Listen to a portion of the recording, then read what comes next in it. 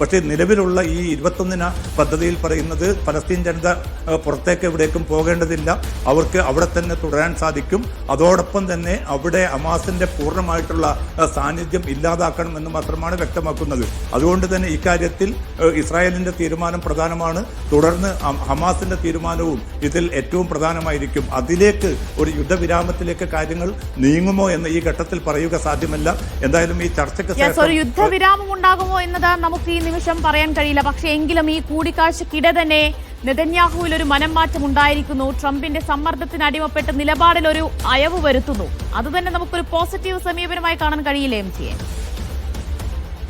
ദിവ്യ, തീർച്ചയായിട്ടും. കാരണം പിന്നിട്ട ആഴ്ചകളിലും മാസങ്ങളിലും ഒക്കെ ഈ യുദ്ധം അതിശക്തമായി തന്നെ തങ്ങൾ മുന്നോട്ട് കൊണ്ടുപോകും, ഒരു വിട്ടുവീഴ്ചക്കും തങ്ങൾ തയ്യാറല്ല എന്ന് പറഞ്ഞിടത്തു നിന്ന് നെതന്യാഹുവിനെ മാറ്റാനും അതോടൊപ്പം തന്നെ ഈ ഖത്തറിന് നേരെ നടന്ന ആക്രമണത്തെ ന്യായീകരിച്ച് അതേ നെതന്യാഹുവിനെ കൊണ്ട് തന്നെ ഖത്തർ പ്രധാനമന്ത്രിയെ ടെലിഫോണിൽ വിളിച്ചുകൊണ്ട് മാപ്പ് അഭ്യർത്ഥിക്കാനും സാധിച്ചു എന്നത് ഒരു പക്ഷേ ഈ ഒരു ഘട്ടത്തിൽ അമേരിക്കയുടെ ഒരു നയതന്ത്ര വിജയമാണ്. പക്ഷേ ഇതിന്റെ പ്രായോഗികമായിട്ട് ഇനി ഇത് മുന്നോട്ട് പോകണമെങ്കിൽ ഇസ്രായേൽ ഇപ്പോൾ മുന്നോട്ട് വെച്ച ഈ യുദ്ധവിരാമവുമായി ബന്ധപ്പെട്ട പദ്ധതിയോട് ഏത് രീതിയിലുള്ള നിലപാടായിരിക്കും നെതന്യാഹു സ്വീകരിക്കുക, അത് നടപ്പാക്കാൻ നെതന്യാഹുവും ഇസ്രായേലും തയ്യാറാകുമോ എന്ന ചോദ്യം ഒരു ഭാഗത്ത് നിലനിൽക്കുന്നുണ്ട്.